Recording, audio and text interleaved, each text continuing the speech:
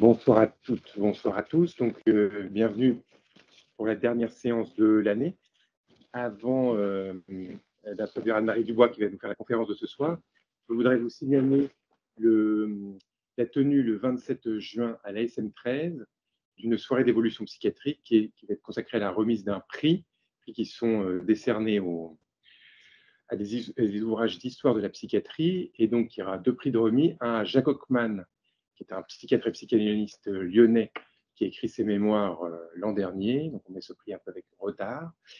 Et puis, il y aura Félicia Gordon, la biographe de la première psychiatre française, Constance Pascal, qui a travaillé pendant les années 30.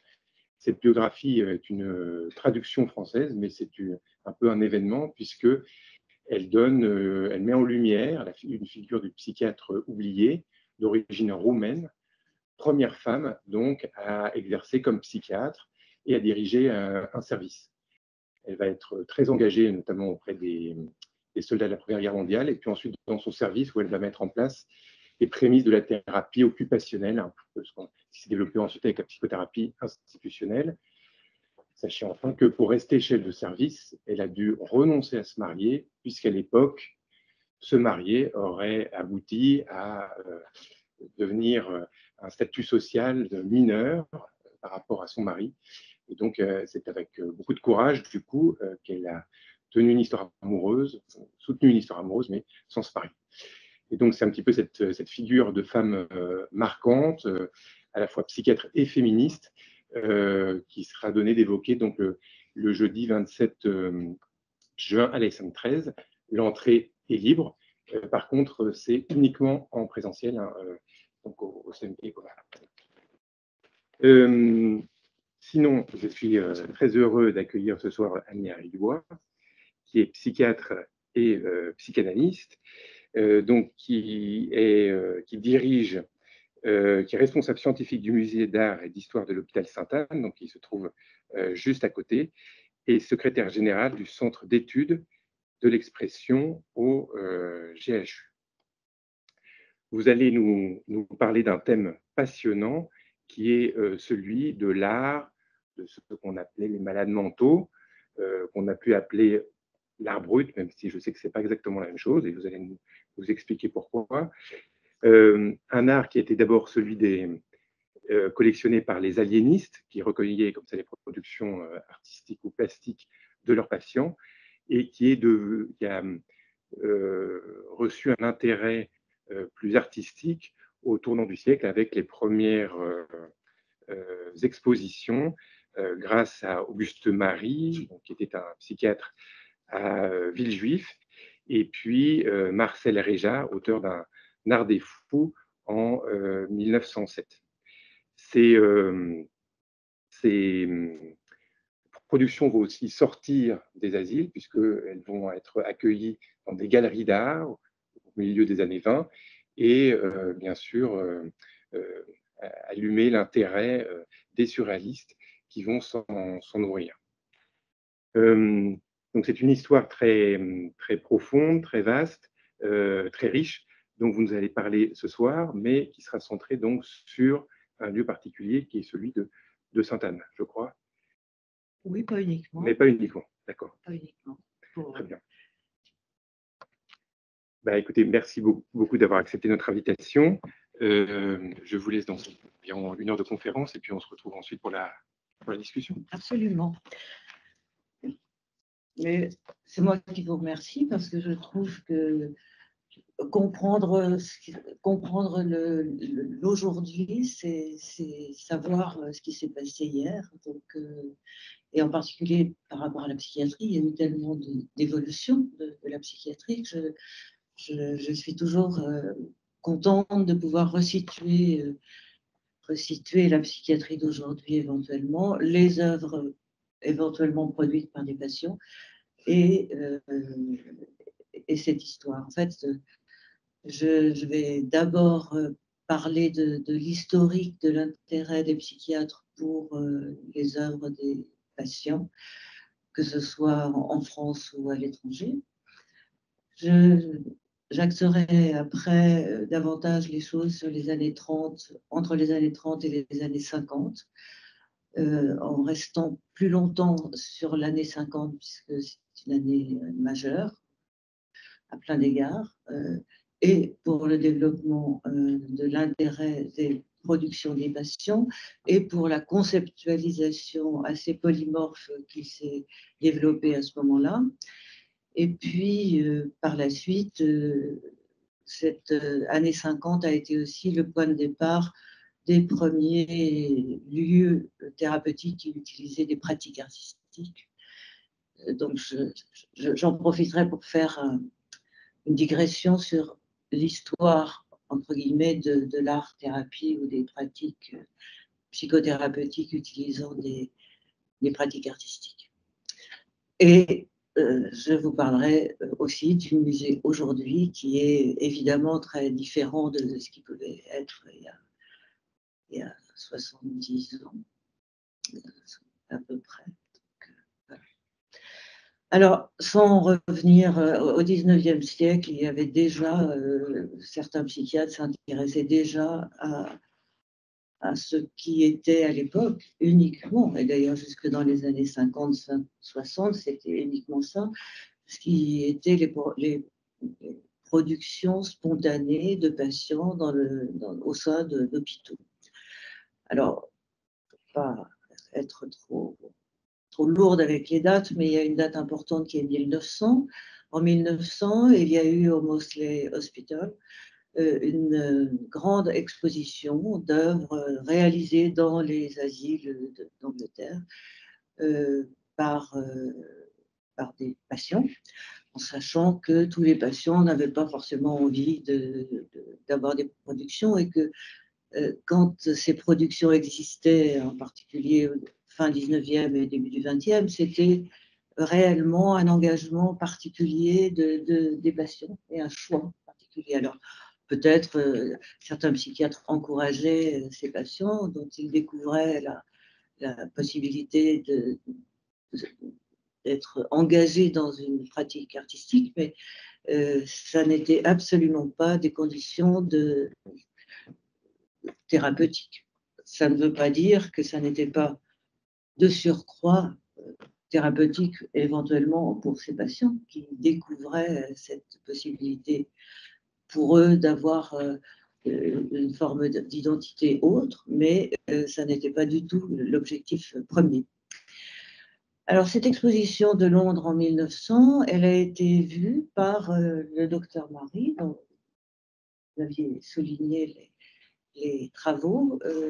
Il s'est, oui, particulièrement intéressé à ces productions. Il a d'abord été à Villejuif et ensuite à Sainte-Anne, et il a créé le premier musée rassemblant des œuvres, mais aussi des objets réalisés par ses patients dans l'hôpital, dans les hôpitaux dans lesquels il était. Il a rassemblé une très grande collection qui malheureusement maintenant est assez dispersée. Et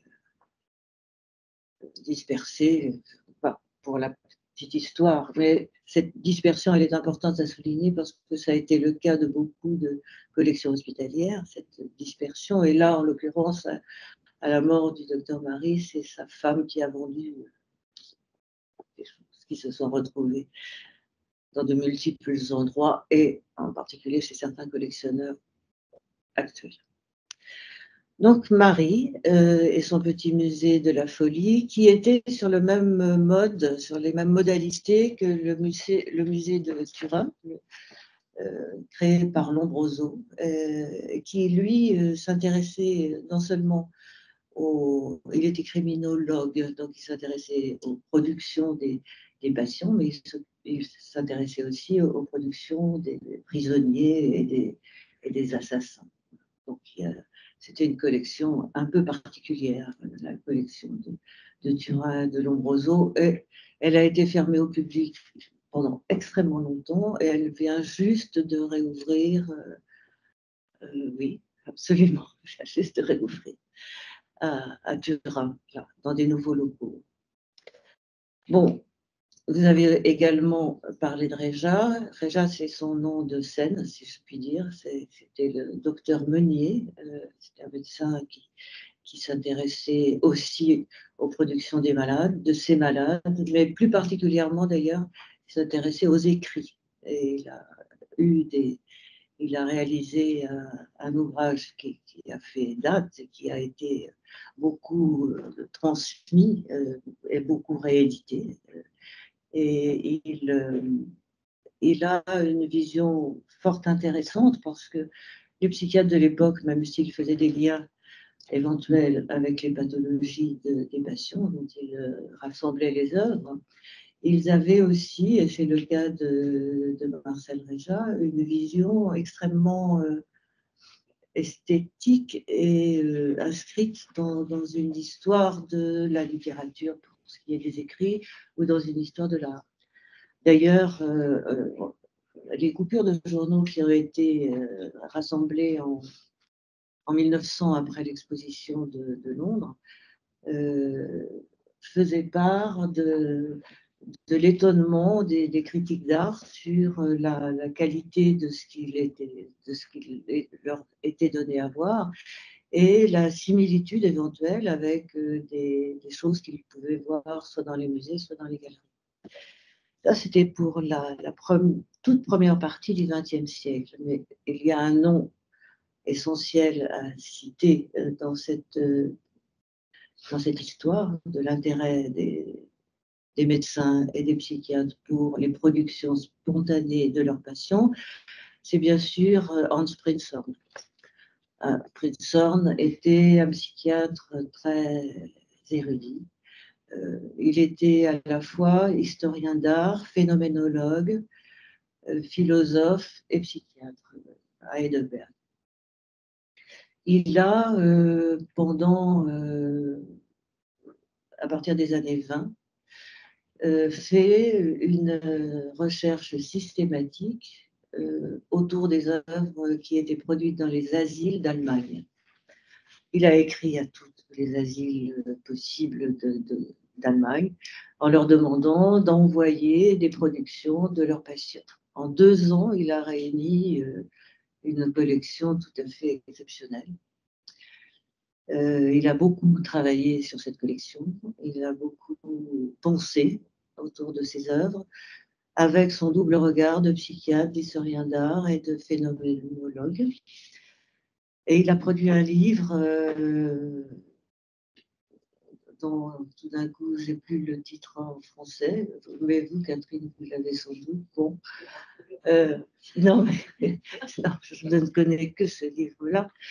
Et il a produit un livre publié en 1924 qui était essentiel quant à la vision qu'on pouvait avoir de toutes ces productions.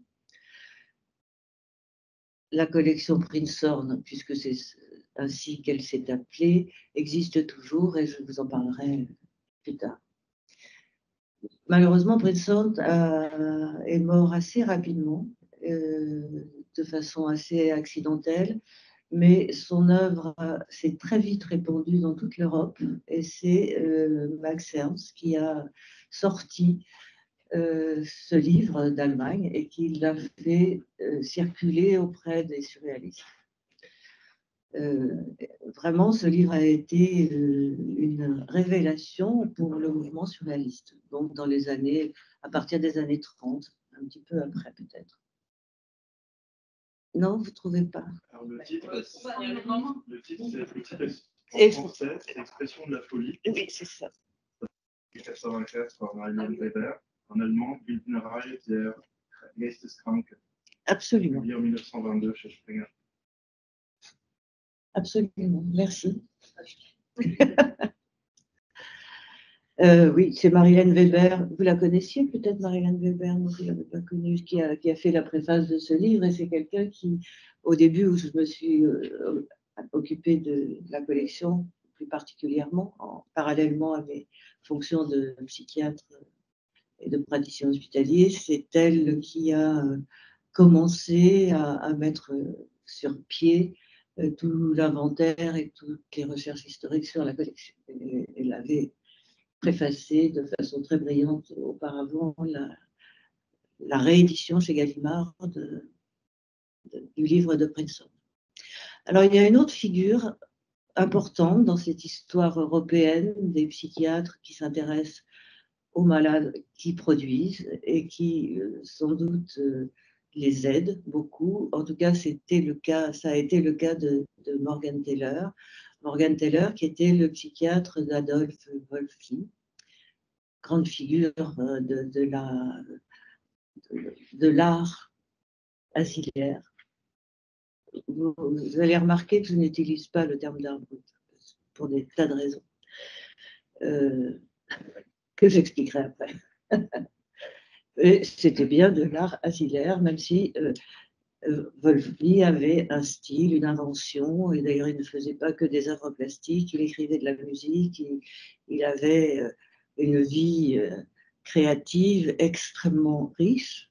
Et d'ailleurs, Morgan Taylor lui a consacré un ouvrage dont le titre est intéressant parce que c'est l'art chez un aliéné ou chez un malade mental. Ce n'était pas les productions d'un malade mental ou l'art schizophrénique, c'était l'art chez un. Donc, Morgan Taylor mettait en avant, en premier lieu, le développement ou le processus artistique de ce malade, Adolf Wolfli, à qui il avait installé un atelier au bout d'un certain temps, quand il avait compris que c'était pour lui tout à fait vital d'avoir cette production, et qu'en plus il avait une inventivité qui en faisait un véritable créateur avec un véritable style. Les œuvres de Wolfli sont reconnaissables entre toutes aujourd'hui. Dans ce livre, il raconte évidemment, Morgan Taylor raconte la vie de Wolfli et raconte en particulier que toute tentative de sortie de ce patient était vaine et que dès qu'il était à l'extérieur de l'hôpital et surtout à l'extérieur de son atelier, les choses devenaient extrêmement graves, voire très dangereuses. Il a commis des actes assez significatifs. Donc, il est resté jusqu'à la fin de ses jours dans son atelier, protégé par Morgan Taylor. Alors, bon, ça c'est pour le paysage un petit peu extérieur à Sainte-Anne. Je vais maintenant davantage me centrer sur Sainte-Anne parce que depuis les années 1900 également, l'hôpital Sainte-Anne était une véritable cité des arts, s'y rencontraient très régulièrement des artistes, des écrivains, les premiers psychanalystes, et la vie culturelle y était extrêmement riche. Le livre de Princeton était connu et la place de la psychanalyse était très importante au début de son développement, en tout cas. À partir de 1936, il y a eu un artiste surréaliste qui s'appelle Frédéric de Langlade qui a eu l'idée de faire une fresque dans la salle de garde de l'hôpital. Et c'était une fresque inspirée des complexes freudiens. C'était une immense fresque dont on a juste comme témoignage des photographies. Pourquoi? Parce que à partir de 1939-40, l'hôpital a été occupé, pas de façon dramatique comme dans d'autres hôpitaux psychiatriques, mais quand même occupé. Et bon, l'exposition des complexes freudiens dans toute leur variété n'était pas forcément quelque chose qui pouvait être acceptable. Donc cette fresque a été détruite à ce moment-là. Je continue avec les fresques, même si après je vais faire un retour en arrière, parce que les fresques à Sainte-Anne, c'est vraiment une longue histoire qui devient même aujourd'hui d'actualité. Mais après la guerre, Frédéric de Langlade n'a pas renoncé. Et cette fois, il n'a pas fait une fresque seul. C'était un peintre surréaliste assez connu. Il n'a pas fait ça seul. Il a convoqué 9 de ses amis surréalistes, dont Breton aussi, pour faire quelque chose qui ressemblait à un cadavre exquis. Donc, une fresque collective, à mon sens, beaucoup moins réussie. Je pense qu'il passait plus de soirées festives que de soirées créatives.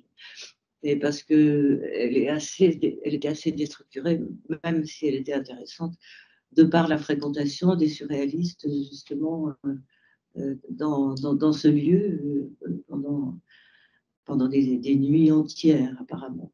Donc, cette fresque a été inaugurée en grande pompe, au grand public.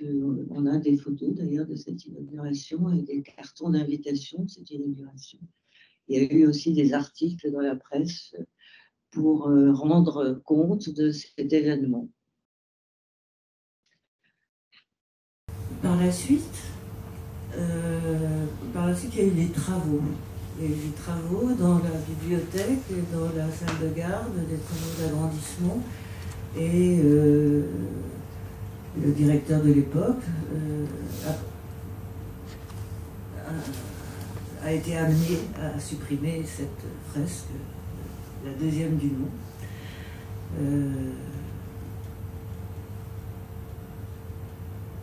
Mais on a des images de cette fresque et il y a même un film qui a été fait, qu'on a pu retrouver sur la démolition d'ailleurs de cet endroit. Alors après c'est moins intéressant, mais Frédéric de Langlade dans les années 60 n'a toujours pas renoncé et il a créé une autre fresque qui était avec des signes du zodiaque. Mais elle a eu le même sort que les précédentes. Elle a été détruite, cette fois pour des raisons différentes. C'est que les internes de l'époque, trouvaient que par rapport aux autres salles de garde, cette fresque-là était très esthétisante et qu'il valait mieux s'en tenir à ce qui se faisait à l'époque, c'est-à-dire des fresques comme celle qui est en train d'être détruite. Ça y est, elle est détruite. Ouais. Donc, il trouvait qu'il fallait détruire cette fresque esthétisante de Frédéric de Langlade et ça a été remplacé par des fresques habituelles des salles de garde. Pour ceux qui connaissent les salles de garde, enfin, peut-être maintenant c'est plus comme ça. Mais... C'est interdit. Hein? Il y a eu un texte réglementaire pour c'est interdit. Mettre fin, en tout cas. Celle-là n'existe plus. De toute façon, ça ne pouvait pas dire grand-chose à toutes les nouvelles personnes qui venaient dans la salle de garde parce que c'était quand même des psychiatres très anciens qui étaient représentés sur cette fresque. Donc, je ne sais pas si vous les avez connus. Et bon, je ne savais pas pour quelle raison cette dernière fresque avait été détruite, mais vous dites que c'est pour des raisons légales. Ouais. Parce que la pornographie dans les salles de garde n'est plus admise, c'est ça? Je ne sais pas s'il faut le regretter ou pas. En tout cas, je ne veux pas savoir par quoi elle a été remplacée. Mais par une nouvelle fresque après un appel d'offres. Oui. Mais qui n'a pas de sens par rapport à l'histoire de l'hôpital. Enfin bon. On revient. On connaît quelques figures médicales. Édulcorées, si je comprends bien. Ah oui. Oui. Donc, je je passe sur l'épisode des fresques, mais ce sont des épisodes assez significatifs de la vie culturelle de l'hôpital, et surtout dans ces années après la guerre. Cette fresque réalisée à la fois par Frédéric de Langlade et d'autres surréalistes, je pense que c'était très, très porté par l'atmosphère de l'hôpital à ce moment-là. Alors si on revient, enfin, on reste dans cette période et on revient sur l'art à l'hôpital, à la sortie de la guerre, il faut savoir que pendant la guerre, bon, l'hôpital Sainte-Anne n'a pas souffert comme d'autres hôpitaux. Il y a eu un ouvrage qui est paru là-dessus, qui est intéressant. Et le colonel ou général, je ne sais pas qui dirigeait l'hôpital à ce moment-là, a fermé les yeux sur beaucoup de choses. C'est-à-dire que l'hôpital a abrité pendant la guerre beaucoup de peintres juifs, en particulier un peintre dont on a les œuvres, qui s'appelle Léon Schwarz-Sabris, et qui était un peintre hongrois, et qui a été hospitalisé pendant 1 an à l'hôpital. Et après la guerre, il a, avec les psychiatres, c'était un vrai faux malade, donc, mais comme d'autres personnes qui a été hospitalisées à ce moment-là. Et avec les médecins de l'époque, ils ont organisé, mais Léon Schwarz-Sabris a été un grand instigateur de ça, la première exposition publique à Sainte-Anne en 1946. Ça s'appelait d'un très vilain nom, l'art des malades mentaux. Mais c'était une exposition importante avec des œuvres de provenance diverses, françaises uniquement, mais et qui a été ouverte au grand public. Il y a eu beaucoup de commentaires dans les journaux. On a une revue de presse assez complète de ce qui s'est dit à ce moment-là, de cette exposition de 1946, avec un peu les mêmes propos que ceux que je soulignais pour l'exposition de Londres en 1900, c'est-à-dire, c'est quand même étrange, c'est des fous, mais on retrouve des choses qui peuvent être intéressantes et on retrouve des choses qui peuvent faire penser à ce qu'on peut voir par ailleurs dans l'art d'ailleurs, pas des hôpitaux. À partir de là, il y avait des psychiatres de renom et eux aussi très intéressés par l'histoire et par l'art, en particulier Jean Delay, qui était le professeur responsable de la... Ça ne s'appelait pas la clinique des maladies mentales et de l'encéphale, ça s'appelait la clinique de la faculté à l'époque. Il y avait donc lui, il y avait Aurier, il y avait également d'autres figures, mais qui n'ont pas participé à ça, mais qui s'intéressaient dans les années 50 aux thérapies institutionnelles, etc., aux créations des patients. Donc, en tout cas, Jean Delay a décidé, à partir de 1948, de se consacrer beaucoup de son temps à organiser le premier congrès mondial de psychiatrie, qui s'est déroulé là, à Sainte-Anne. Il y avait d'autres organisateurs connus, comme Henriet et comme Robert Palma, par exemple.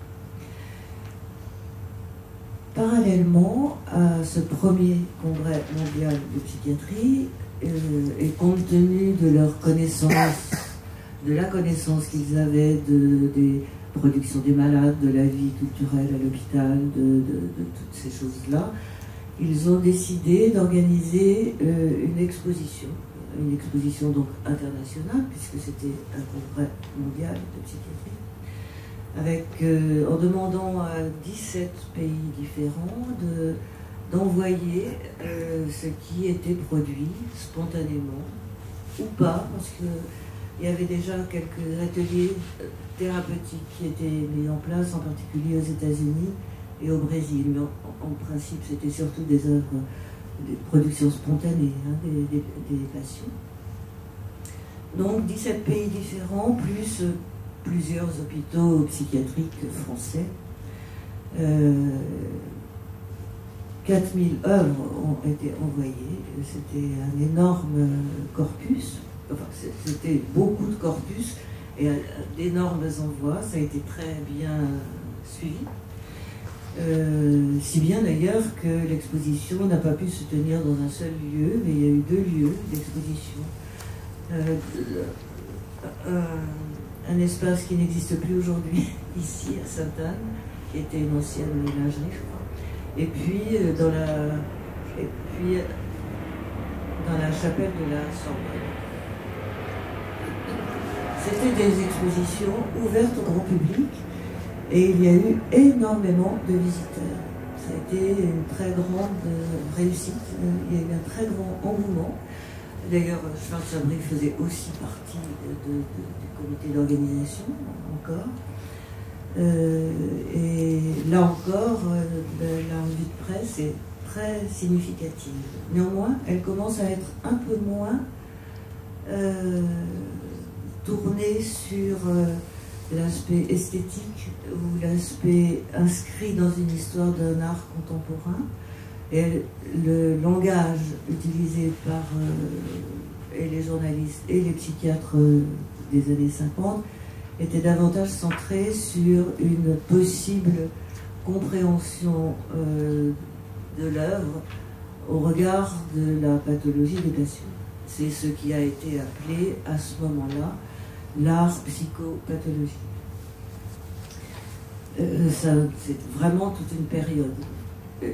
Enfin, je crains même que cette période ne soit pas complètement terminée. Mais cette exposition s'appelait Première exposition internationale d'art psychopathologique. Ce qui est important, c'est l'engouement que cette exposition a suscité, même si, encore une fois, les propos qui commençaient à être tenus sur ce type de production était quand même très axé sur est-ce que ce qu'on voit, ça n'est pas le reflet de l'inconscient du patient? Est-ce que ce qu'on voit, ça n'est pas... Est-ce qu'on ne pourrait pas en tirer des fils conducteurs pour décrire un certain nombre de symptômes? Il y a eu par la suite beaucoup d'écrits de cette nature-là, avec une tentative d'un de mes prédécesseurs de formaliser, voire de faire une sémiologie à partir des signes plastiques. Bon, c'est pas la peine que je vous dise à quel point je trouve cette démarche abusive et pas forcément réaliste. Quand on regarde ce que je vais vous montrer tout à l'heure, c'est-à-dire un exemple de différentes œuvres de la collection Sainte-Anne entre 1854 et presque nos jours, pour montrer à quel point elles peuvent être inscrites dans une histoire artistique et pas forcément dans une histoire d'ordre psychopathologique. Après, il faut distinguer évidemment ce qui est d'œuvres produites spontanément sur le désir d'un patient ou simplement parce que c'était déjà des personnes qui avaient une connaissance artistique. On en a beaucoup dans la collection d'artistes qui étaient artistes avant d'être malades, mais qui n'ont pas forcément perdu leurs compétences artistiques quand ils étaient malades. En revanche, et là je fais une incidence qui est importante, c'est pas parce qu'on est malade qu'on va produire quelque chose d'intéressant du tout artistiquement. Donc on a beaucoup parlé historiquement il faut être un peu fou pour être artiste. Enfin, c'est des idées qui sont véhiculées depuis même Aristote, hein, avec l'homme de génie et le problème 30. Donc il a déjà abordé cette question-là et elle n'a cessé d'être réactivée siècle après siècle. Évidemment, énormément au XIXe siècle avec le romantisme, avec le mythe du romantisme, et à partir de la moitié du XXe siècle, avec comment dire, la volonté de déchiffrer une œuvre au travers de la pathologie et de trouver dans cette œuvre des signes qui seraient pathognomoniques de tel ou tel type de symptômes. Donc à chaque fois, les choses reviennent, l'histoire se répète. Il y a quand même eu des siècles où les artistes n'étaient pas du tout considérés comme fous. Hein. Donc c'était plutôt des hommes d'affaires. Raphaël, Michel-Ange étaient des hommes totalement... on peut en trouver plein d'autres. Mais en général, quand on parle de la folie, de l'arrêt de la folie, on en reste à Schumann, on en reste à Van Gogh, on en reste à des choses comme ça, qui sont... Schumann, quand il était vraiment malade, il n'était pas créatif.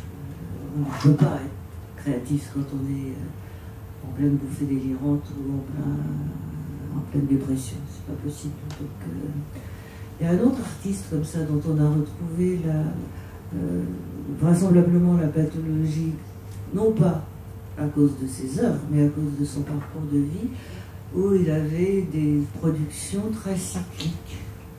C'était Hugo van der Goes. Et Hugo van der Goes avait des périodes de production, c'est un flamand, et des périodes où il faisait strictement rien. Vraisemblablement, il était bipolaire. De même que je m'éloigne, mais Hugo Wolf, qui était lui aussi, qui ne créait ses leaders, puisque son œuvre musicale est essentiellement centrée là-dessus, que dans des périodes, on dirait dans des intervalles libres, par exemple. Je reviens à l'exposition de 50. Mais déjà, cette idée d'art psychopathologique envahissait peut-être le regard de ceux des œuvres qu'on donnait à voir. Volma, après cette exposition, qui a eu encore une fois, beaucoup de retentissement, a rassemblé tout le matériel qui avait été envoyé, a renvoyé aussi des œuvres, a fait sa thèse sur cette exposition et sur toutes les œuvres qui avaient été rassemblées. C'est pas exhaustif, mais sur de nombreuses œuvres qui avaient été rassemblées par pays et avec un descriptif parfois extrêmement complet de ce qu'avait du matériel clinique, c'est comme ça qu'il l'appelle, qui accompagnait les œuvres. Il faut dire que Sainte-Anne, à ce moment-là, avait quand même une activité à la fois scientifique et artistique extrêmement grande, puisqu'il y a eu cette exposition. À l'issue de cette exposition, beaucoup d'œuvres ont été données à l'hôpital, dans le service à Volma, de lait, etc. Bon, enfin, c'était pas à eux, c'était à l'hôpital. Et il y a un article de 1952 dans les Annales médico-psychologiques qui raconte que c'est merveilleux d'avoir reçu tous ces dons. Il faudrait vraiment qu'on conçoive la construction d'un musée pour les garder, les conserver, les valoriser. 1952. Vous vous rendez compte combien de temps il a fallu pour que ça se fasse? Ça s'est fait quand finalement? Pardon? Ça s'est fait quand finalement? Alors ça s'est fait progressivement, mais la reconnaissance du musée d'art et d'histoire de l'hôpital Sainte-Anne comme un musée de France, c'est-à-dire c'est le premier musée hospitalier reconnu comme un musée de France, c'est 2016. Mais bon, le musée existait avant, mais pas de façon formalisée comme ça. Donc il a fallu un très très très long cheminement entre 1950 et moi je suis arrivée en 94, j'ai honte de le dire, et il fallait tout faire parce que les œuvres étaient dans des caves, les caves étaient inondées, il n'y avait pas d'inventaire, En revanche, les œuvres produites dans les ateliers étaient bien protégées, alors qu'elles n'avaient en fait pas vraiment d'intérêt. Mais les œuvres historiques ne l'étaient pas, en particulier les œuvres de 50 et toutes celles d'avant. Et donc, faire tout ça, ça demande énormément de temps. Énormément de temps, de travail, de recherche, d'inventaire réglementaire, de restauration. Après, il faut faire un projet scientifique et culturel, présenter son dossier devant le Haut Conseil des musées de France. Donc on évalue à la fois la faisabilité et l'intérêt d'un tel musée. Or, pour moi, il y avait depuis longtemps un intérêt majeur qui était, quand vous faites un inventaire systématique, vous trouvez des trous. Et, donc des œuvres manquantes, des œuvres disparues. Donc l'intérêt majeur du fait de demander que ce musée soit appelé Musée de France, c'est un label, c'est une reconnaissance, c'est que les œuvres deviennent inaliénables. C'est-à-dire que les œuvres étaient enfin protégées. Et en travaillant avec Marilyn Weber, celle qui a fait la préface du livre de Prinzhorn, et puis après avec d'autres attachés de collection pendant des années, on s'est rendu compte que énormément d'autres collections asilaires ou hospitalières avaient disparu, avaient été pillées, avaient été vendues, avaient été... Les hypothèses sont multiples, en tout cas. Donc ça, c'était la priorité. Mais ça demande énormément de travail en amont pour arriver à avoir un musée. Donc, mais 52, c'était la date de cet article-là, où il demandait à l'hôpital déjà un musée pour protéger ses œuvres. Et 52, c'est aussi la découverte des neuroleptiques ici à Sainte-Anne. Donc c'était des années riches. Et 54, c'était la création des premiers ateliers d'art plastique clairement identifiés par Delay Volma à l'époque, comme avec une visée thérapeutique. Le terme d'art-thérapie n'était pas encore utilisé, ni a fortiori le terme de thérapie à médiation artistique, que je préfère nettement au terme d'art-thérapie, qui est très confusionnant. Art-thérapie, ça voudrait dire l'art soigne. L'art, ça soigne pas. C'est un dispositif thérapeutique avec toute la rigueur d'un dispositif d'ordre psychothérapeutique et une pratique artistique conçue comme un autre langage qui permet de penser que c'est thérapeutique. C'est l'art-thérapie, c'est pratique comme terme, mais ça n'est pas juste en termes de définition d'outils thérapeutiques. En tout cas, ils ont créé les premiers ateliers qui utilisaient à l'époque que des médiations plastiques.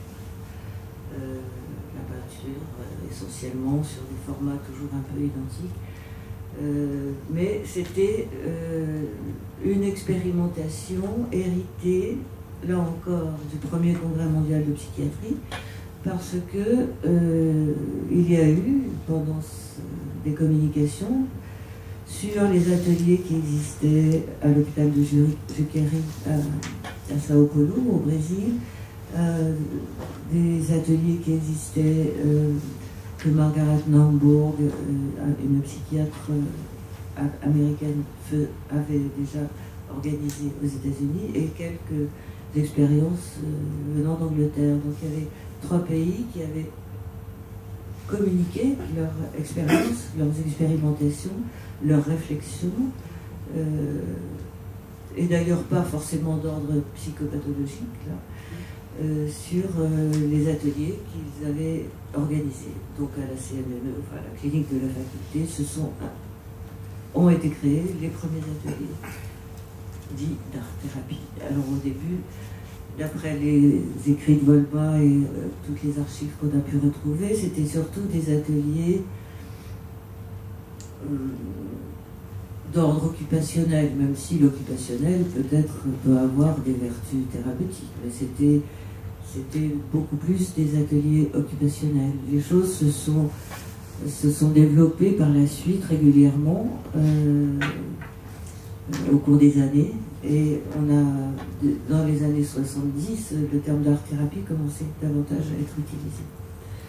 Et les dispositifs étaient davantage psychothérapeutiques qu'occupationnels, même si ça n'était pas encore réellement conceptualisé, et il n'y avait pas énormément d'écrits scientifiques, en tout cas sur la question. Beaucoup d'articles qui ont été publiés pendant ces années-là, entre 60 et 80, 90, c'était des choses qui sont certes intéressantes à lire, parce que c'est des histoires, mais des histoires de cas, ça n'a jamais fait des articles scientifiques. Donc, en art-thérapie, la plupart des publications qui ont existé dans ces années-là, c'était d'ordre de l'histoire de cas, avec des liens systématiques entre l'histoire de vie et l'histoire de la production, et avec cette démarche d'ordre psychopathologique qui tendait à rechercher à l'intérieur d'une œuvre quelque chose de l'ordre du symptôme. Alors, j'ai essayé dans certaines publications de rassembler ces symptômes, mais il y avait par exemple la notion de vide qui renvoyait au vide schizophrénique, la version l'idée de stéréotypie. On peut trouver des stéréotypies partout, la notion de morcellement. Les cubistes n'étaient pas tous schizophrènes, donc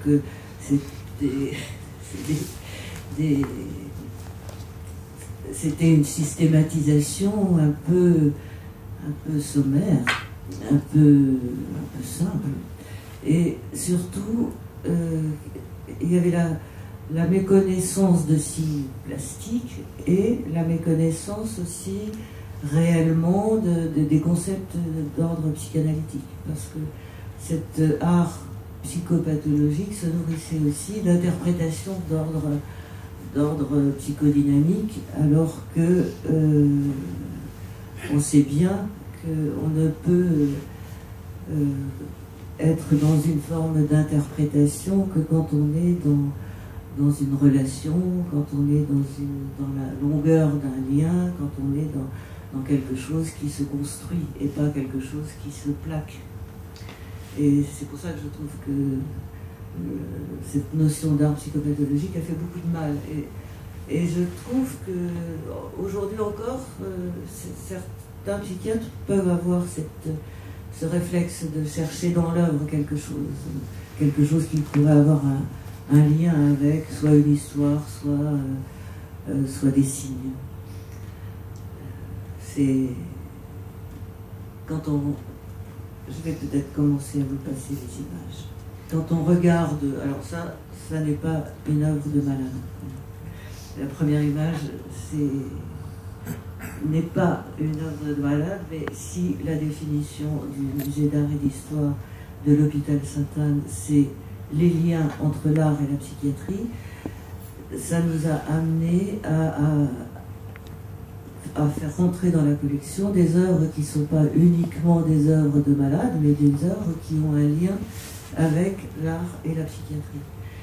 Là, vous avez des dessins de Paul Ferdinand Gachet. C'est pas parce qu'il était le médecin de Van Gogh qu'on a ces dessins, c'est parce qu'il a été interne en psychiatrie à la Salpêtrière, et que quand il était interne en psychiatrie, il a croqué les malades qu'il voyait lors des visites. Donc, il était de toute évidence logique, puisque Donc voilà pourquoi Paul Ferdinand Gachet. Là, les œuvres qu'on a sélectionnées sont chronologiques pour voir comment elles peuvent s'inscrire parallèlement dans une histoire de l'art de la même époque. Là, ce sont HAR, c'est un acronyme parce qu'on n'a pas son nom véritable. Il y a certaines œuvres qui sont extrêmement documentées et d'autres qui le sont beaucoup moins. On sait simplement que cette patiente était hospitalisée à l'hôpital de Saint-Maurice, Charenton, en 1905. Les œuvres sont datées et que vraisemblablement, c'était quelqu'un qui avait une compétence artistique préalable à son hospitalisation d'une grande évidence. Et en dehors de ce talent, elle a réalisé, enfin, sans doute beaucoup plus d'œuvres que ça d'ailleurs, hein, parce que la collection, encore une fois, elle est ce qu'on a trouvé. Donc, elle est intéressante parce qu'elle trace des scènes de la vie asilaire de l'époque.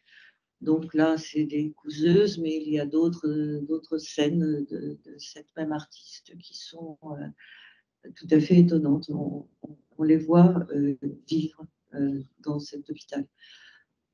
Juste une petite incidente, Charenton, c'était un hôpital assez privilégié à l'époque, parce que c'était un hôpital où on pouvait, où Sade a été hospitalisé d'ailleurs, mais où on était hospitalisé dans des conditions extrêmement confortables par rapport à d'autres asiles de l'époque. Revaloriser, enfin, donner les justes valeurs aux choses. Et Sainte-Anne, c'est aussi la psychopathologie de l'expression Viard chez Pichot. Pourquoi chez Pichot? Parce que Pichot était un échec de clinique avec Denis chez Delay. Oui, bien sûr. L'Académie française, ce qui facilitait les choses pour chacun. Donc, il y a eu un désamour entre Denis Kerr, à qui on a donné Benjamin. Oui, non, mais je sais, ça c'est l'histoire de la psychiatrie. C'est intéressant parce que c'est chez Pichot que Viard a monté son centre. Oui, je sais. Non, mais je le dis parce que vous n'avez pas rappelé. Oui, parce que le centre a été créé avant Viard. Le centre a été créé par Volma et Delay. Par Volma et Delay. Viard n'est venu qu'après. Et il n'est venu qu'après. Effectivement.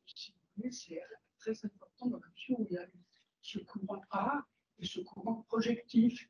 C'est là où le courant projectif a été initié beaucoup, effectivement, par Viard dans ces années-là, avec toutes les réticences qu'on peut y accorder, parce que justement, ça n'était pas non plus un discours de psychanalyste, donc c'était très compliqué.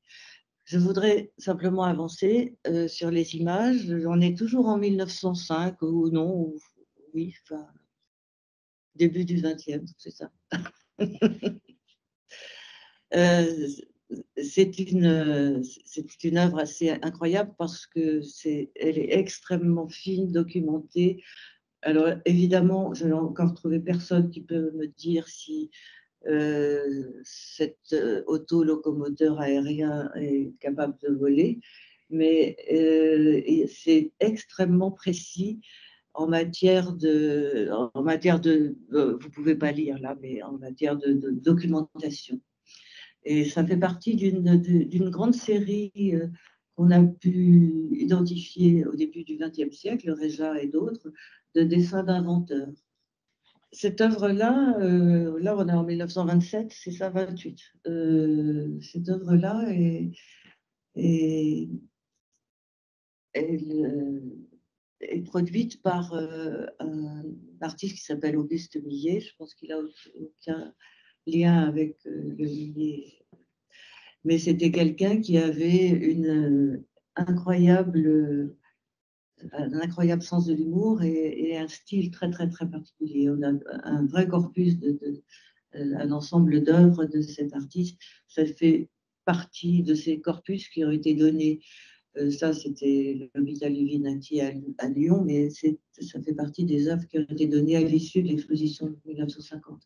Et là, c'est un corpus qui est resté relativement important. Pour d'autres corpus, ça n'a pas du tout été le cas. Une des hypothèses, d'ailleurs, c'est que ça n'intéressait pas, je crois, les psychiatres qui souhaitaient voir dans une œuvre des signes d'ordre pathologique. Là, c'est à la fois humoristique, c'est à la fois, il y a à la fois de la perspective et un style, il y a à la fois plein d'éléments qui ne font pas penser à des choses d'ordre forcément pathologique, même si ce patient a été hospitalisé plusieurs années à l'hôpital Livinatier dans les années entre 25 et 30. Là, c'est Guillaume Pujol. Guillaume Pujol, on arrive en 39 et on avance dans le temps. Et l'œuvre de Guillaume Pujol va me permettre de vous dire peut-être quelques mots sur... j'ai parlé de l'art des fous, l'art des fous au début du XXe siècle, de l'art des malades mentaux avec l'exposition de 1946, et puis de l'art psychopathologique à partir de 1950 et pendant toutes les années d'après, effectivement, du temps où Viard était médecin dans le service du professeur Delay d'abord et du professeur Pichot par la suite. Et j'ai pris ce poste, moi, quand Viard est parti à la retraite. C'est pour ça que ça fait longtemps. L'œuvre de Guillaume Pujol. Pourquoi est-ce que j'en profite pour faire une incidente? C'est qu'entre 46 et 50, il y a eu Jean Dubuffet. Jean Dubuffet est un artiste peintre d'une famille assez riche qui était déjà artiste peintre en 1945 et qui s'est intéressé à partir des années 45 à des productions différentes. C'est-à-dire qu'il a commencé à visiter beaucoup les hôpitaux psychiatriques du nord de l'Europe et il a commencé à élaborer un concept qui est le concept d'art brut. Je rassemble les trois notions, art des fous, art brut, art psychopathologique, parce que très souvent, les choses se sont mélangées, se sont conceptuellement confusionnées. Donc, le concept de Dubuffet, ça n'était pas un concept qui reposait sur des signes, contrairement à l'art psychopathologique, c'était quelque chose qui reposait sur la provenance culturelle des auteurs. C'est-à-dire que pour Jean Dubuffet, dans son manifeste sur l'art brut, qui a été publié en 1949, tout ça se tient dans un mouchoir de poche, comme vous voyez au niveau des dates. L'art brut, pour Jean Dubuffet, c'est un art qui est exempt de toute référence culturelle. Donc, pour être étiqueté brut, il fallait ne pas être cultivé, ne pas avoir de référence artistique, ne pas avoir de compétences artistiques, etc.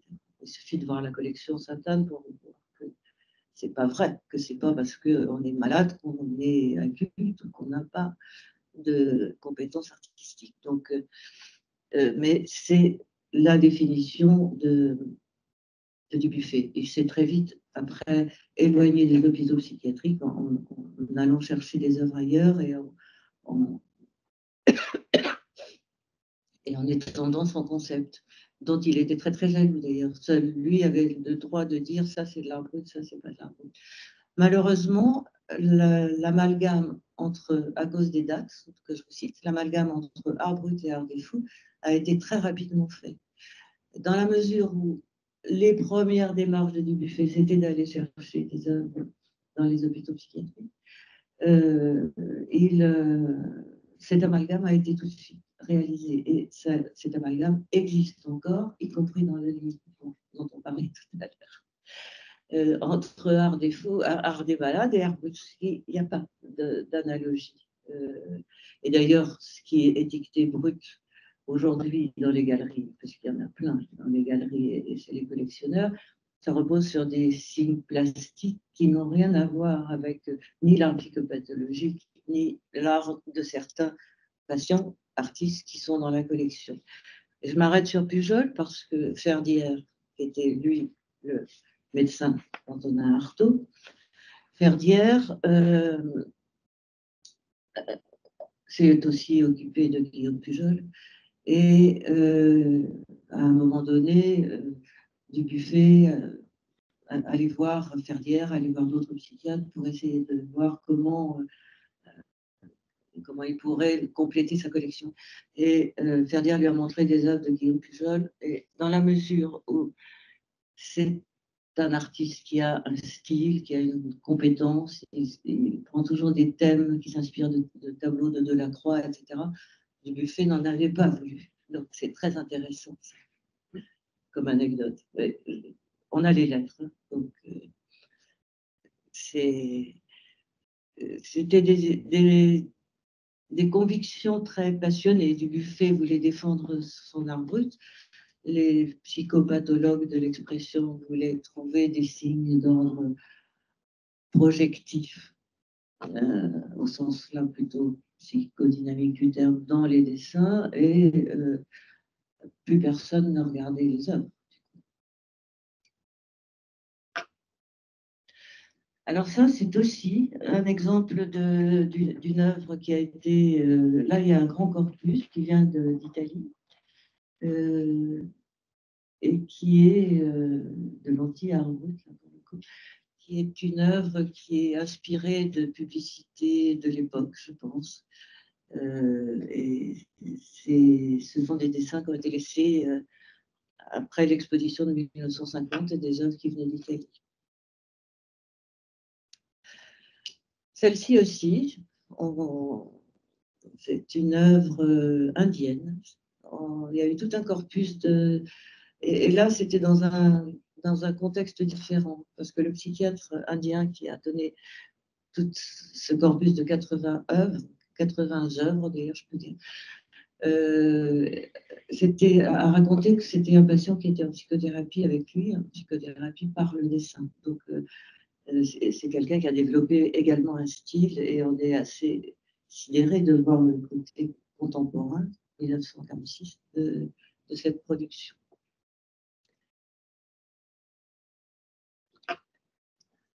Alors, peut-être, là, tout le monde la connaît, évidemment, puisque on peut dire que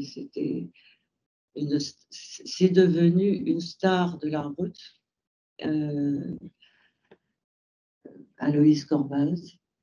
Elle aussi, elle a eu une histoire très intéressante avec Dubuffet, parce que, bon, elle a eu...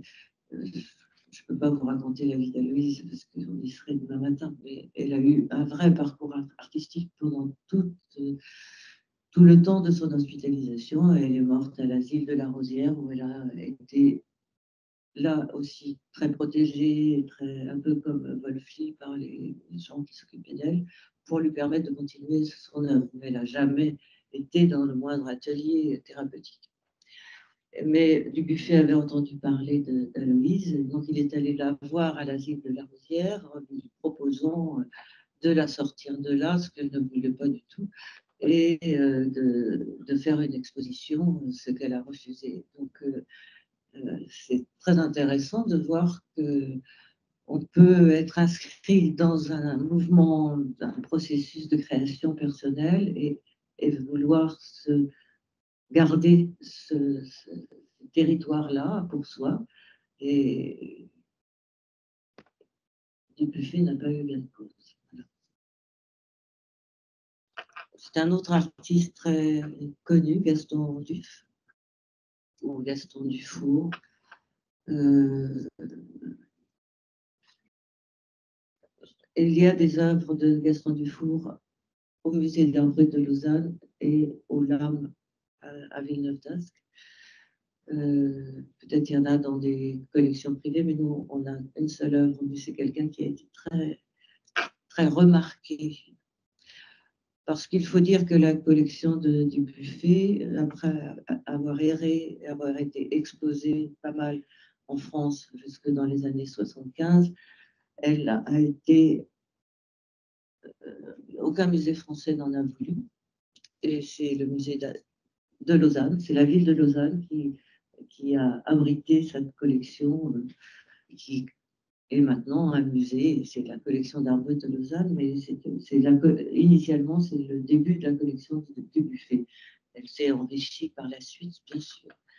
Ça, c'est un artiste brésilien dont il y a plusieurs œuvres aussi dans la collection qui ont été laissées, ainsi que Teofilo, qui est aussi un artiste brésilien. Le corpus brésilien qui a été laissé en 50 est sans doute le plus important en nombre.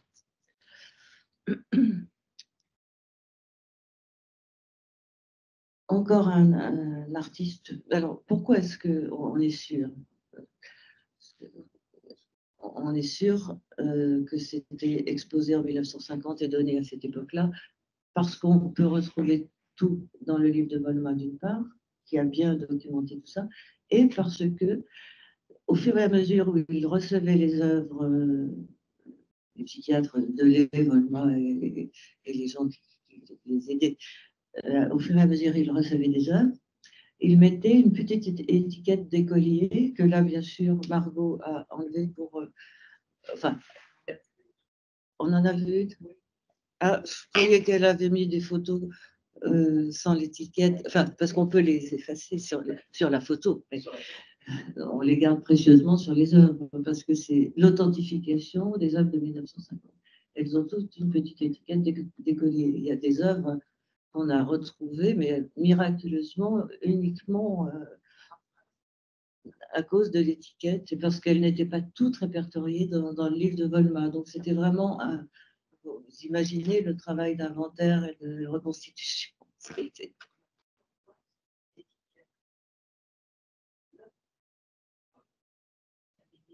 Ah oui, ah bon, on pourrait les garder. Oui, il faut les garder. Ces petites étiquettes d'écoliers, c'est ce qui nous a permis beaucoup de choses. Charles-Octave Legge. Alors lui, je vous ai parlé de la fresque des surréalistes. Il était fasciné par ce qui se passait la nuit à l'hôpital quand les 9 surréalistes réalisaient leur cadavre exquis. Et il s'est inspiré beaucoup. C'est un patient de Delay. Et donc Delay a raconté ça dans des observations. C'est pour ça que je peux le raconter comme si j'y étais. Donc la nuit, il allait voir ce qui se passait et il faisait des productions par la suite très inspirées de ce qu'il avait vu. Ça, c'est toute une série d'un patient qui, avant d'être hospitalisé, à Fleury-les-Aubrais, était géomètre et dessinateur. Et en fait, ce qu'on voit, c'est beaucoup plus l'héritage de son métier que quelque chose d'autre. Il y en a 40 comme ça, enfin, pas comme ça, du même ordre. Là, on avance un peu en date. On est après l'exposition de 50. Ça, c'était un patient qui était hospitalisé à Sainte-Anne, dont on a pu reconstituer pas mal l'histoire. On arrive après à d'autres périodes. Et ça, c'était des œuvres, j'ai volontairement mis successivement toutes ces œuvres parce que c'était réalisé par Jean Janès qui avait fait les Beaux-Arts, qui avait été hospitalisé assez longtemps. Mais il avait une culture artistique importante. Et c'était des œuvres qu'il réalisait dans les premiers ateliers qui avaient été installés à partir de 1954. Là, déjà, les ateliers existaient depuis un certain temps.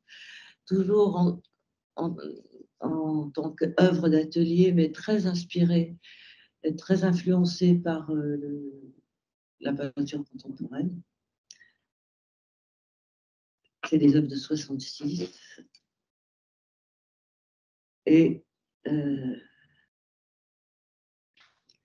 oui, alors ça, qu'est-ce qu'il y a? Il y a beaucoup de... Oui. En fait, c'était quelqu'un qui était publicitaire et ses œuvres reflètent beaucoup ça. Alors, évidemment, c'est parfois aux étudiants, je leur montre cette œuvre et je peux leur demander ce qu'ils en pensent. Alors, il ne peut pas parler, il n'a pas de bouche, il ne peut que voir, etc. C'est tellement facile de dire des choses pareilles. C'est mieux de savoir qu'il était publicitaire et que, après tout, il était créatif.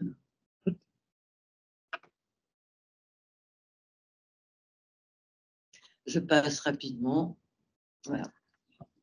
Je voulais juste vous montrer l'évolution stylistique en fonction des périodes. Donc, oh, oui, il faut que je m'arrête. Non, mais bon, je dis 3 mots de l'évolution des ateliers, si vous voulez bien.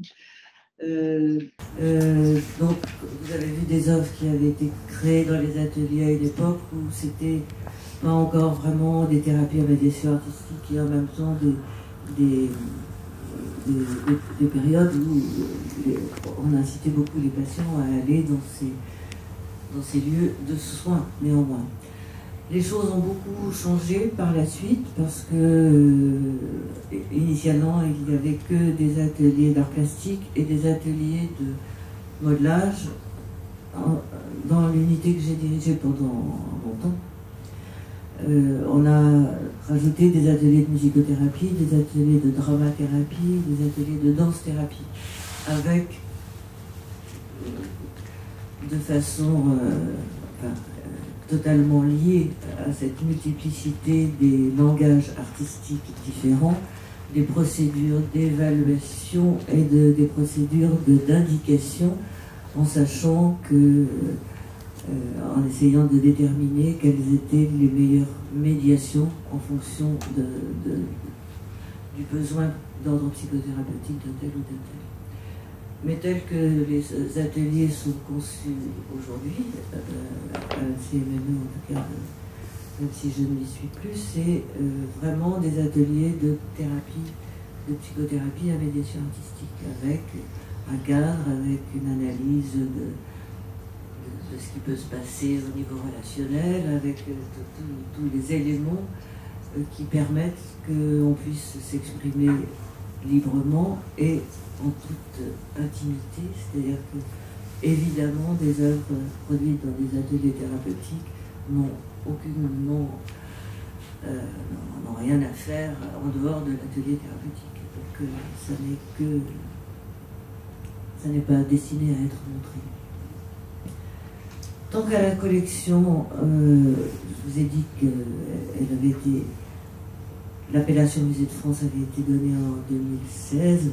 Entre 1994 et 2016, néanmoins, parallèlement à tous les travaux de remise en état de la collection, on a régulièrement organisé des expositions pour pouvoir montrer les œuvres, parce que l'émission d'un musée, c'est protéger, conserver et valoriser et mettre à la disposition du public. Donc mettre à la disposition du public, ça veut dire faire des expositions régulièrement autour de thèmes pour sortir les œuvres régulièrement. Voilà. Ça a été fait très régulièrement jusqu'à aujourd'hui. Et je suis à votre disposition si vous souhaitez poser des questions. Moi j'ai une petite question sur Janès. Est-ce qu'il ne s'est pas inspiré de Janus? On a l'impression qu'il y a 2 visages en fait, avec un visage tourné vers le passé et un visage tourné vers le futur. Oui, d'accord. Je pense. Mais on ne peut que le supposer. Moi, j'étais pas là. Mais ce qui est certain, c'est que cet homme avait des références artistiques et culturelles. D'accord. Oui, oui. Merci beaucoup pour cette conférence.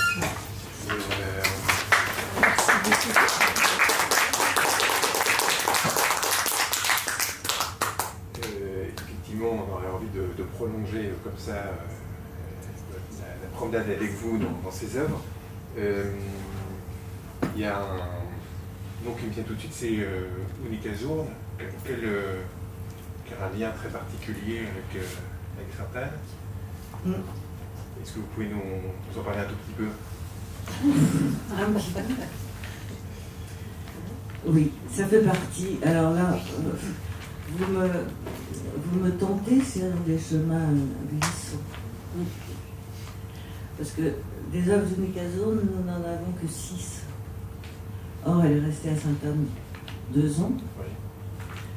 à la Cervelle, enfin, chez Delay, où elle a eu une très...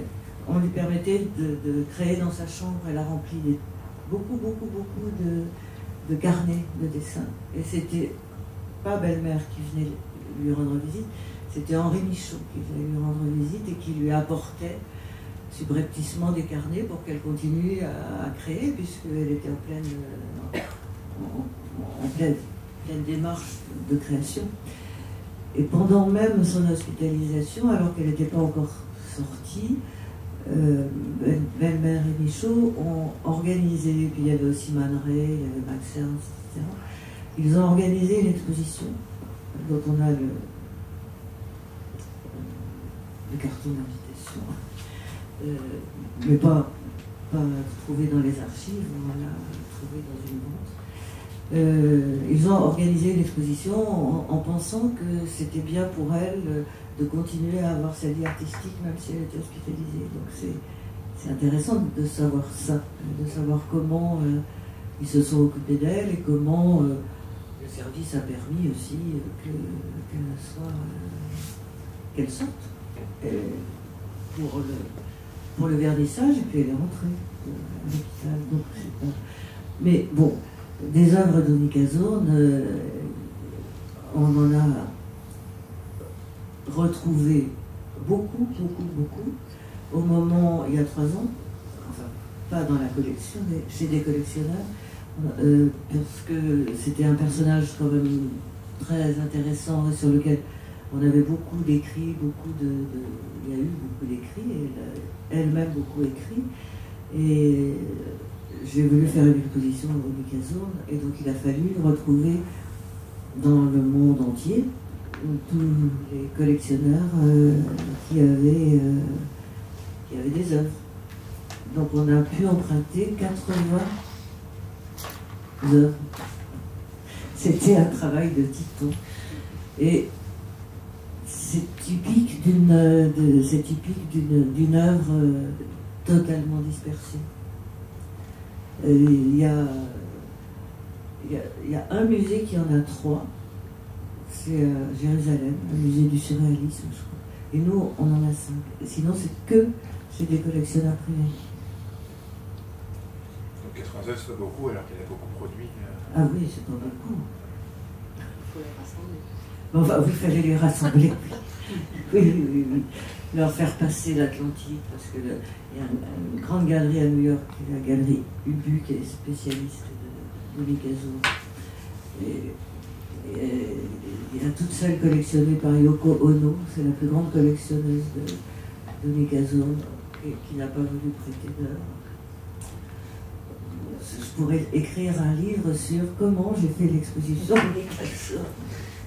Mais c'est vrai qu'elle a été, à mon sens, son séjour à Sainte-Anne n'a pas été quelque chose de terrifiant. Ça a été quelque chose d'aidant.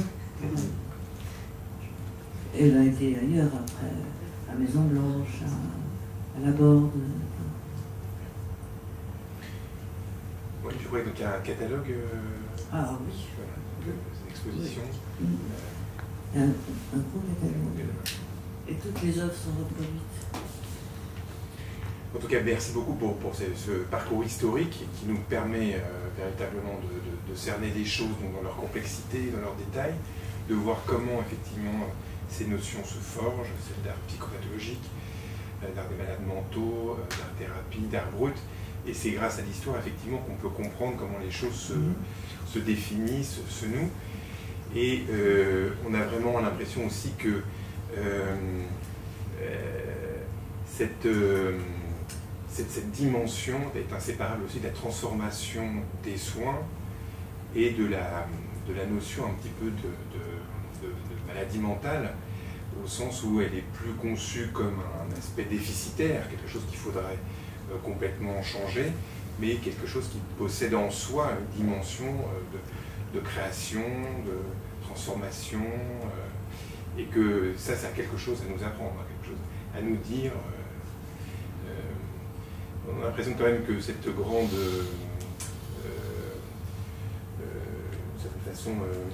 sacralisation, enfin en tout cas reconnaissance avec au moment du premier congrès mondial de psychiatrie en 1950, c'est aussi à ce moment-là que est reconnue la valeur de la psychothérapie institutionnelle, qui était toute débutante, et qu'il y a un changement là qui s'opère et qui est contemporain, à la fois dans le domaine des soins et à la fois dans cet intérêt accordé aux productions des patients. Ah oui. Ce qui est intéressant dans l'évolution aussi, c'est qu'au moment de la psychiatrie institutionnelle et des premiers ateliers aussi ici à Sainte-Anne, c'était le côté institutionnel, occupationnel qui était prévalent. Ce qui a été pensé différemment à partir des années 90-2000, c'est justement le côté cadre psychothérapeutique avec un langage spécifique qui est là pour initier quelque chose de l'ordre d'une transformation, et pas quelque chose de l'ordre d'une représentation. C'est toute la différence. Et aussi par rapport à la façon de voir la collection Sainte-Anne, enfin la collection du musée, c'est de pouvoir montrer que les malades, qu'ils soient artistes ou pas, ils créent avec leur partie saine, qu'on n'est pas que sa maladie. On est un homme avec ça ou ça, mais on n'est pas que sa maladie. Donc on ne met jamais sur les cartels des expositions la maladie des gens. Même si ce qui est frappant, c'est toutes ces œuvres des années 50, vous avez une connaissance des artistes, manifestement. Ah, pas tous. Pas tous. Ceux qui ont été traités dans le livre de Volmar, et ceux dont on a aussi des lettres du psychiatre brésilien qui avait écrit à Volmar à l'époque pour raconter. Il y a beaucoup d'archives, on a beaucoup d'archives et de correspondances. En tout cas, donc on peut prolonger cet exposé en allant visiter donc, le musée d'art de Sainte-Anne. On peut l'inviter peut-être aussi. Si Villévrard vous le propose, vous viendriez nous voir. Ce serait une façon de faire. Pourquoi pas? Vous n'avez pas le droit de garder ce que vous avez dit ce soir. Les cahiers Henriet pourraient l'accepter, ce serait sympathique. La Fondation Henriet à Perpignan produit des cahiers de la Fondation, avec Palen qui en est le responsable, et là on a besoin de ces écrits-là. Ce serait intéressant de lire un petit peu ce que vous avez raconté ce soir. Oh oui, mais j'ai écrit beaucoup de livres. Je me doute, sûrement, mais continuez. Là-dessus.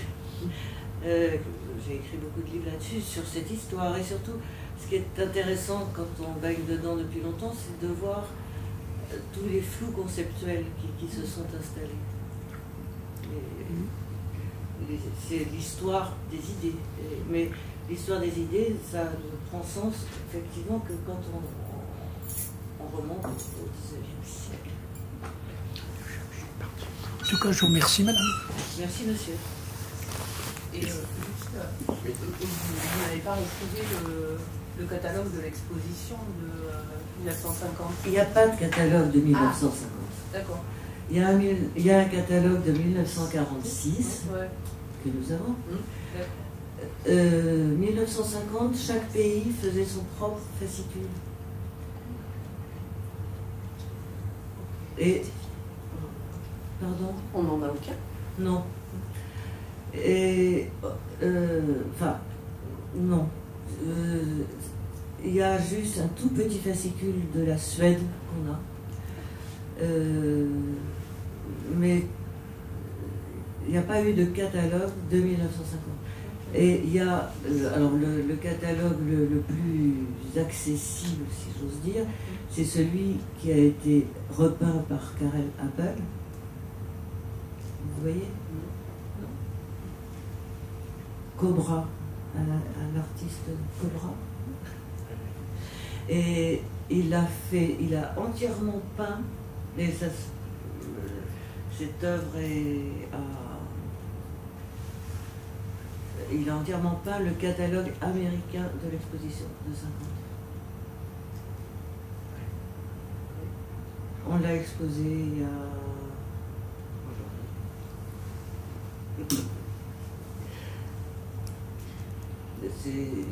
C'est la fondation Karel Appel qui l'a. Malheureusement, nous, on l'a pas.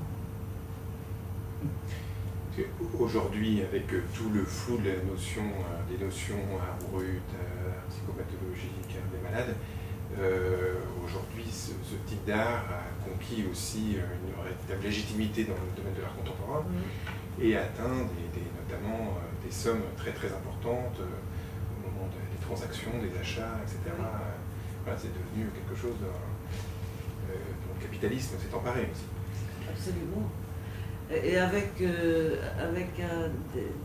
j'allais dire des aspects collatéraux qui sont assez drôles si ça n'était pas triste. C'est-à-dire que comme il y a cette confusion art brut, art des fous, comme il y a cette confusion art brut, maladie mentale, etc., j'ai pu repérer dans certains écrits de galeries, par exemple, des choses où la biographie était un peu arrangée pour que ça fasse un peu plus fou. Oui. Parce que du coup, et là je sais de quoi je parle parce que c'est une artiste dont on a des œuvres dans la collection, une artiste actuelle et qui nous avait fait donc de certaines œuvres. Donc, et elle était très contrariée de l'histoire qu'on lui fabriquait, mais ça se vend mieux si on a une histoire comme ça, vous comprenez? Donc c'est terrible. Mais c'est vrai, avec en plus des identifications d'œuvres qui restent extrêmement projectives de la part du galeriste, de la part donc ça c'est brut, ça c'est pas brut, a priori, il y a de Buffet qui pouvait dire c'est brut, c'est brut. Juste une question avant celle de Jérémy Salem. Comment est-ce que votre collection continue à s'enrichir, j'imagine? Oui. Comment vous procédez? C'est par don? Est-ce que... Oui. C'est des dons. Des propositions de dons. Oui. On en refuse. C'est ça, vous en faites... Il faut que ça ait un sens par rapport à la collection, par rapport à l'art et la psychiatrie et par rapport à notre musée. Donc, alors, il y a aussi d'autres œuvres qui sont des œuvres d'artistes contemporains qui ont été données aussi. Lorsqu'on a fait des expositions avec des œuvres de la collection et des œuvres d'artistes contemporains autour d'un thème, pour, et les unes comme les autres illustrer ce thème-là. Donc il est arrivé que les artistes fassent un don de leur œuvre après, parce que c'était une œuvre qui avait un sens dans leur parcours. Donc c'est des provenances très, très variables. Mais c'est des...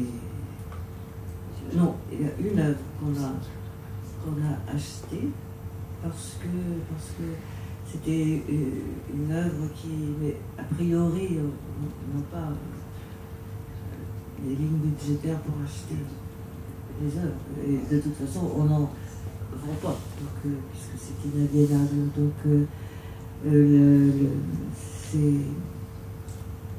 on a parfois des propositions de corpus très intéressant.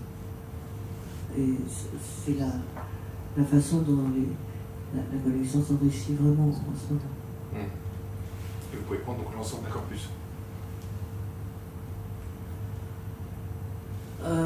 Si c'est des toiles, non. Il y a des problèmes de stockage, évidemment. Oui, les œuvres sur papier, c'est mieux. Parce que ça se conserve mieux. Enfin, ça se conserve mieux. Non, c'est plus fragile, mais ça prend pas trop de place. Mais... J'avais une question, mais vous en avez un peu parlé tout à l'heure. C'est-à-dire qu'il n'y a pas vraiment de passage de travaux entre le milieu, je dirais, de la thérapie médicale en direction de ce qui va être artistique et muséal. Il y a quelques passages, mais c'est rare. Oui. Parce que il faut que ça réunisse pas mal de conditions. Il faut que... d'abord, il faut que la thérapie soit terminée. Ensuite, il faut que la personne ait pu désinvestir son œuvre en tant que support d'un travail psychique et l'investir comme objet d'art éventuel. Et puis après, c'est pas parce qu'on va dans les ateliers qu'on produit des trucs intéressants. Donc, intéressant en termes d'inscription dans un champ artistique. Donc, mais franchement, c'est rare. C'est rare parce qu'il y a beaucoup d'éléments à prendre en compte. Bon, après, les choses sont très codifiées. Ça ne l'était pas autrefois, mais sont très codifiées. C'est-à-dire que quand quelqu'un fait un don, il y a toute une procédure très contractuelle. Mais là, les dons qui sont proposés, c'est souvent une famille qui ont perdu quelqu'un et qui c'est plus dans cette limite-là, mais il est arrivé qu'on ait un don d'une personne tout à fait vivante et qui a totalement investi sa carrière artistique maintenant, qui n'est plus dans un champ. Enfin, son identité, c'est ça. Et elle a souhaité faire un don. Mais 10 ans après, 15 ans après, enfin, il faut que la charge psychique soit moindre. Il faut vraiment que l'œuvre ne soit plus investie comme un objet de soin ou un outil de soin. Et qu'il n'y ait de végéterie, du vin, et qu'il n'y ait plus de problème de secret professionnel, parce que les patients qui passent à l'hôpital bénéficient de ce secret. Alors, comment ça se lève? C'est par leur don à eux. C'est une autorisation, évidemment, qu'ils vous donnent de conserver et diffuser. Mais les familles, est-ce qu'elles ont le droit? Post-mortem, vous évoquiez l'idée qu'il peut y avoir eu un suicide ou je ne sais quelle mort. Non, c'était pas ça. Non. Comment les familles s'emparent de ce corpus-là? C'est quand même révéler la maladie mentale, le passage à l'hôpital. Quand c'est révéler une œuvre, c'est pas forcément révéler la maladie mentale. C'est pas parce que cette personne est mal. Enfin, non. Ça révèle pas la maladie mentale. Je vois pas ce que vous voulez dire. Le lieu est emblématique, pardon. Mais encore une fois, il y a des œuvres dans la collection qui ne sont pas des œuvres de malades, mais des œuvres qui ont un lien, qui font lien entre art et psychiatrie. C'est pas parce que c'est un musée dans un hôpital que c'est pas un musée avec une identité ouverte sur l'extérieur. Au contraire.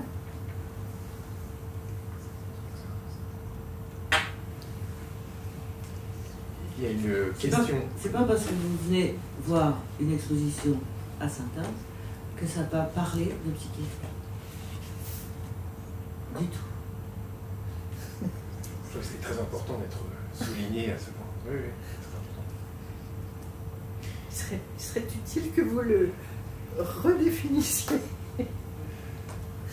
pour le public, je veux dire, qui entre dans l'hôpital comme n'importe qui vient visiter.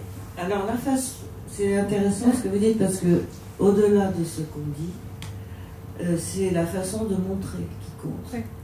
Et les expositions que nous faisons, on a à cœur qu'elles soient le mieux montées possible, le mieux scénarisées possible, avec le respect des œuvres, c'est le respect de l'homme. Donc c'est la façon de montrer les œuvres qui permet de leur redonner leur identité, justement. Et si on dit les choses, ça a beaucoup moins d'impact que d'avoir à cœur de monter une exposition selon des règles très, très, très précises. C'est très clair. Il y a une question en ligne de Karl Victor. Est-ce que vous voulez poser votre question vous voulez que je la lise? Pouvez-vous citer quelques psychiatres brésiliens? Monsieur Victor est en train de Monsieur Carré est en train de se connecter. Oui. Alors, pouvez-vous citer quelques psychiatres brésiliens et comment leur travail a influencé l'art? Je connais Nice de Silveira, qui était une psychiatre brésilienne. Cette psychiatre prônait l'utilisation de l'art, en particulier le modelage de la peinture, et aussi une lutte anti-manicomiale. Pouvez-vous parler un petit peu de cette influence? Je connais les écrits des psychiatres de 1950. Niels de Silveira, c'est postérieur. C'est postérieur. Et c'était Osorio César, c'était Hector Pérez. C'est les psychiatres brésiliens dont on a les courriers. Je connais beaucoup moins bien cette psychiatre, j'en ai bien sûr entendu parler. Je crois qu'elle avait beaucoup plus une action de thérapeute plutôt que... Elle était plus dans une démarche psychothérapeutique. Oui. Et je ne peux pas répondre à l'autre. Ah bah,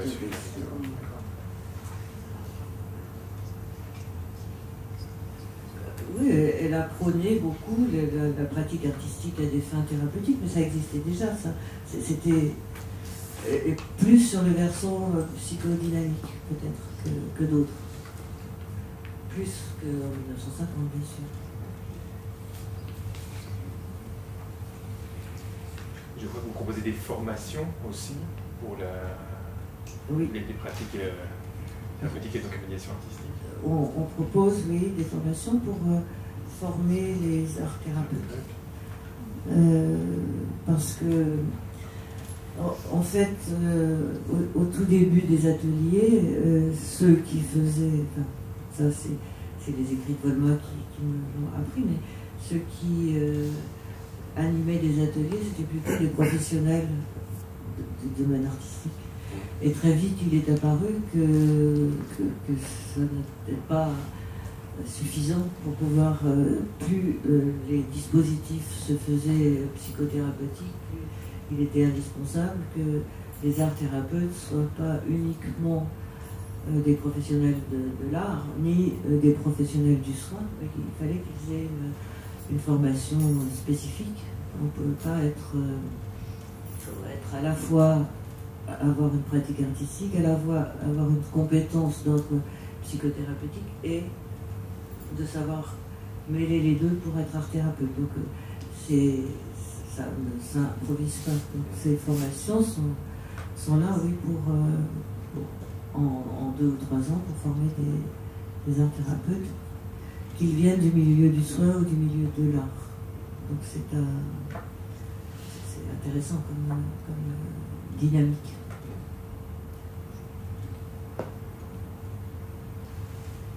Oui, et d'ailleurs, là, ça paraît trivial peut-être de parler de ça, mais c'est la collection, c'est un musée hospitalier,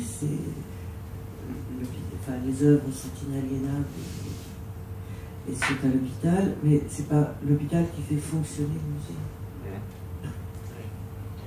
Oui. C'est le centre d'études de l'expression, l'association qui fait les formations, qui a un centre de documentation, etc. C'est toutes nos activités périphériques qui font fonctionner le musée. Alors, on est hébergé, le musée est hébergé sur le lieu de ça. Mais c'est pas l'hôpital qui fait fonctionner. C'est pas l'hôpital qui paye le personnel du musée. C'est pas l'hôpital privé. Non. Est-ce qu'il y a une exposition thématique actuellement? Alors, l'exposition qui est encore installée mais qui n'est plus ouverte s'appelle Écrire l'image. Et elle préfigure une autre exposition qui va être consacrée à un écrit monumental qui est le plancher de Jeannot, qui va être montré à partir du 11 septembre, entièrement restauré. Ça a pris 2 ans. C'est quel type d'œuvre? Parce que je ne connais pas. C'est une œuvre monumentale, pardon? C'est une œuvre gravée dans... C'est une œuvre monumentale. Alors, si un bois de non. sol. Non. Non, non. C'est un plancher. C'est un plancher. Ouais. C'est Jean Crampil Broucaré qui a, en 1970, gravé un plancher, le plancher de sa chambre. Si je dis ça comme ça paraît anodin. Mais si je vous raconte l'histoire, il faudra venir la découvrir, l'histoire. C'est une histoire incroyable. Donc, et c'est une œuvre qui fait 18 mètres carrés. Elle va L'expo va être là. Pardon? L'expo va être là. Oui. Non, on s'est enquis quand même, on a fait attention de savoir si ça logeait. Oui. Catherine, vous avez entendu, je regrette. J'enlève. On y a quand même un peu pensé. Et elle sera accompagnée de toute une section documentaire sur l'histoire du plancher, sur l'histoire de la restauration du plancher. Il y aura toute une partie consacrée à la restauration. Et un roman. Et un livre. Un livre sortira début septembre sur le plancher. Sur cette œuvre et sur cette histoire. Avec avec un angle qui est davantage un angle ethnologique et un angle épigraphique. Parce que ce plancher a été gravé par ce garçon qui avait 33 ans après la mort de sa mère. Et en fait, c'est une maison sépulture. Donc c'est intéressant de voir les choses aussi de cette façon-là. C'est une œuvre qui a fait l'objet d'énormément d'écrits, très très très interprétatifs, de toutes sortes, beaucoup, des romans, oui, des romans, des pièces de théâtre. Et ce que moi j'y traite dans cet ouvrage, qui est un ouvrage avec plusieurs contributions, c'est l'analyse de tout ce que cette œuvre a pu susciter comme imagination, comme fantasme, comme projection. C'est très intéressant ça, y compris dans les écrits littéraires. Une œuvre séminale comme ça qui en a inspiré beaucoup d'autres. Ah oui. Oui. Et qui a inspiré aussi beaucoup de discours. Alors, les plus interprétatifs, c'est les journalistes. C'est drôle.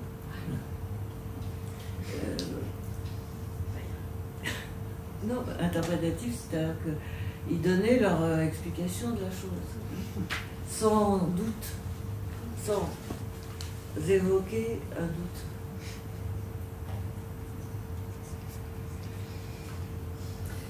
Oui. Juste une petite question.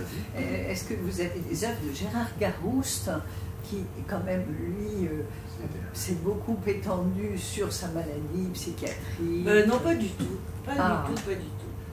Pas du tout. Dommage. Pour vous. Et dernière question, est-ce que le ministère de la Culture, vous avez des fonds, des subventions qui vous sont allouées? Si on vivait avec les subventions qu'on reçoit, j'aurais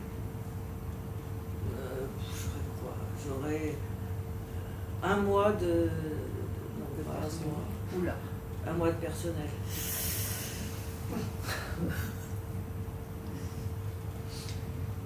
À peu près.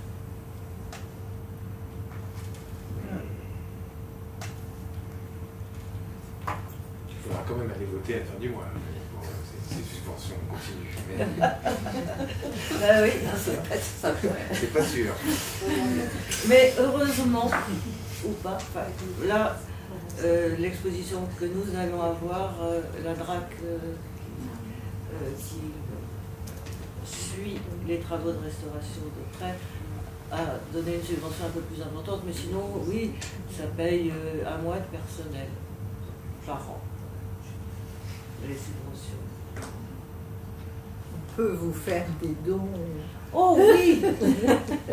On est reconnu d'utilité générale, 66% de réduction d'impôt. D'accord. Vous avez votre chéquier? Formidable. L'évolution aussi psychiatrique. Et alors, c'est vrai, à la fin de l'année, formidable. C'est vrai que, heureusement qu'on a quelques dons.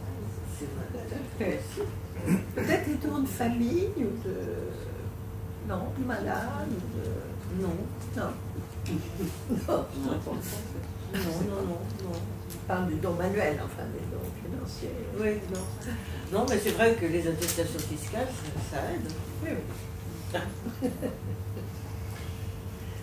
Merci encore pour cet exposé très inspirant. Et donc on peut continuer à vous lire à travers les nombreux ouvrages que vous avez publiés, les nombreux catalogues. Et puis donc je vous conseille à tous d'aller visiter le musée de Sainte-Anne, pas le musée de Sainte-Anne, le musée de l'art d'expression, qui est ouvert donc l'après-midi. Hein. Non, oui. Il est fermé pour l'instant. Il ouvre à nouveau le 11 septembre. 11 septembre. Et c'est ouvert tous les jours de 13h à 18h, y compris le week-end, et c'est fermé le lundi. Mais c'est ouvert le week-end. Vous voulez dire que c'est fermé actuellement? Oui. Sauf, alors je crois qu'on a encore quelques visites guidées de prévues, parce que là on a laissé l'exposition, même si elle est fermée, mais il y a il faut regarder sur le site internet, il y a des visites guidées qui sont possibles. Merci à toutes et à tous pour votre attention. Donc la fin de ce séminaire pour cette année. En sus de il y a juste la soirée là, du 27 si vous continuez à vous intéresser à l'histoire de la psychiatrie. Et puis sinon, donc, on se retrouve l'an prochain. Merci encore. À bientôt.